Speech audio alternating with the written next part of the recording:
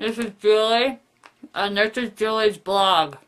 Hey guys, normal voice this time. Last night, I went to my sister's gymnastics adult class thing and tried to learn a front handspring. It was freaking impossible. I sat on my back like the whole class, just over and over again. And today, I was really sore, but I had to take my GREs this morning. So I took them, and then my computer froze, so I had to get another computer after I was there for like another hour. So now I can't bend over. My back hurts. And I think I got a good score. Or an okay score. I can't tell. I just spent all of yesterday watching the English dub of Baccano. Baccano.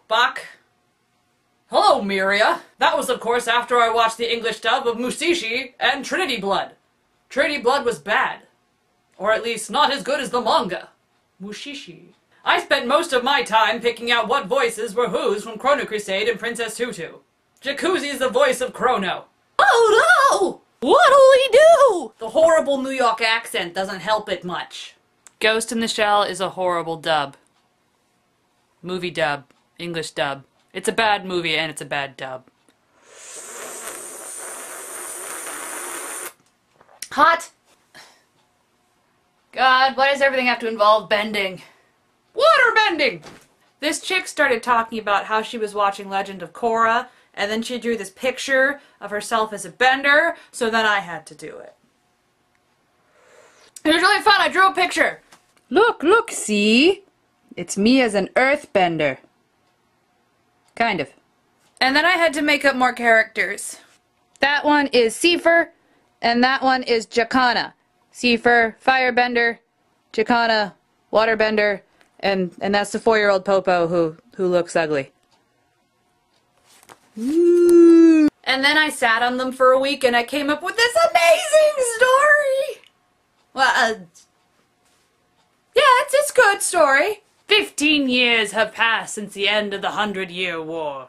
The kingdoms have found peace and united under the rulership of Avatar Aang and Fire Lord Zuko. A young boy who calls himself Louis has stumbled upon 3.5 travelers. A dirt bender by the name of Mi-Fei. A young troubled waterbender by the name of Jakana. And a happy little firebender named Seefer. And a 4-year-old boy called Popo. Louis claims to be a super secret spy. But he isn't! Woo! So yeah, Faye's been looking for her family. Jakana's looking for a bunch of bandits that killed her family. And Seefer's just kind of wandering around. And then Louis is trying to get away from his family, but you don't find that out until later because he wants to have an adventure. But Louis is only in book 1. And then he goes away in book 2. And he's replaced by some earthbender guys, I think.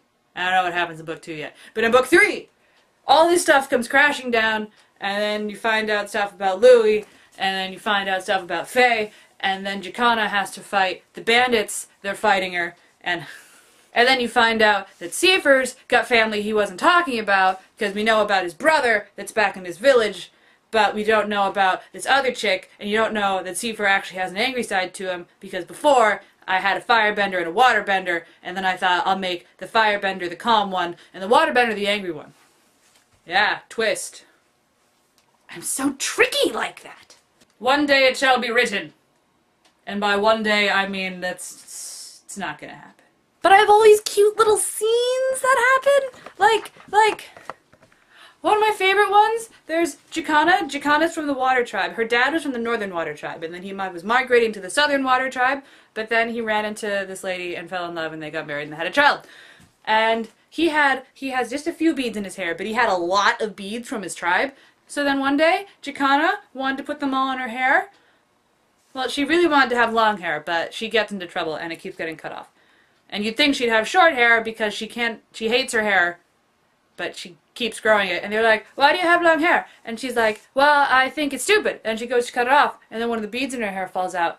And she tells a story where once she tried to put all of her father's beads into her hair, and her father said it looked like there was snow in it, And then he smiled at her. Like it reminded him of home. She felt like the best daughter in the world. Her story is fraught with pain. Jakana's has less pain, but I had to sneak the royal family in there somewhere. So she gets the rich people being a princess thing, and then Jakana gets the whole angsty bloodbender, I revenge my family. No, don't do it. What would your parents think thing. And then Seefer gets that, I don't really have a problem. But then I had to give him a problem. So at the end, he has a problem. And then Louis is fun. And then you get to meet Avatar. You see Avatar Aang for like this little thing at the end of book 1 because they have to stop a volcano. So cool! You'll never know what happens.